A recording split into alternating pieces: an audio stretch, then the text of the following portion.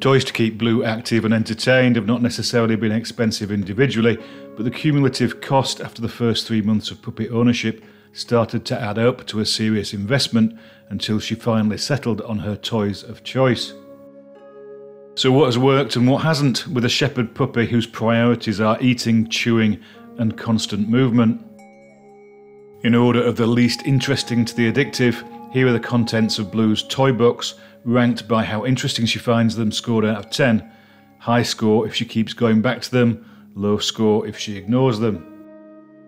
I guesstimated how long she will play with each toy each time, but limited the choice to 0, 1, 5 or 10 minutes. I then scored them high, medium or low value as a function of her interest and playtime against their cost. It is, however, relevant that some toys she found fascinating as a 3-month-old she now totally ignores, and vice versa. In a definite last place is the Nylabone Durachew, which she has only ever moved from one place to another and left until the next play session. Any rope toys have also been of limited interest, and it became apparent early on that she prefers to bite and chew toys that have some springiness, especially as she has been teething, or those that she can gnaw bits off. That said, the vivifying balls on a rope didn't last longer than the time it took her to run with them up to the top of the garden and chew the webbing strap off.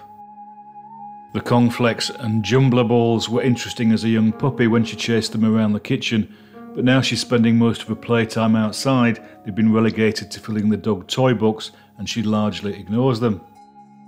The same is true of the Kong squeeze balls, which kept her amused for hours at 3 and 4 months old, along with a Kong Wubba octopus. Probably because they were squeaking toys, but she seems to have grown out of the need to make lots of noise whilst biting. Because her playtime has moved outside as she gets older, the Kong and Pet Face frisbees are coming into their own as fun toys to move around the garden or to play catch with. Two toys which have super high interest and she would spend lots of time on are the Kong Wobbler and the Jute bite toy, but these are limited to a maximum of 1 session per day.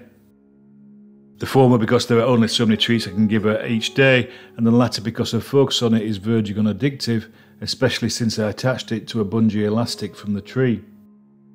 Up near the top of her favourites are the various Kong treat delivery toys, including the original Kong, the Goody Bone and the teething stick, but that's because of the peanut butter, and as a standalone food-free toy she generally ignores them. What has been invaluable, particularly for indoor calm play sessions, is the Antus Root Chew and the Stag Antler. She'll happily lie on the rug and just swap between the two for half an hour in the evening. And so, at last, the joint first favourite toys, which also happen to be the cheapest. Tennis balls, logs and sticks are Blue's go-to toy pretty much every time.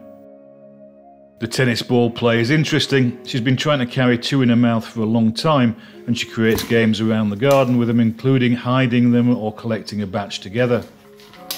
With her stick and log collection, she's also decided on a space where they all belong, if she's not dragging them around the garden, which is a behaviour I will put down to her shepherd dog genetics, but which may just be coincidental. Who knows life's infinite mysteries?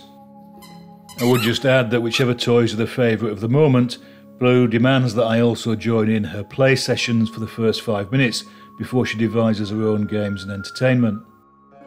It's all good.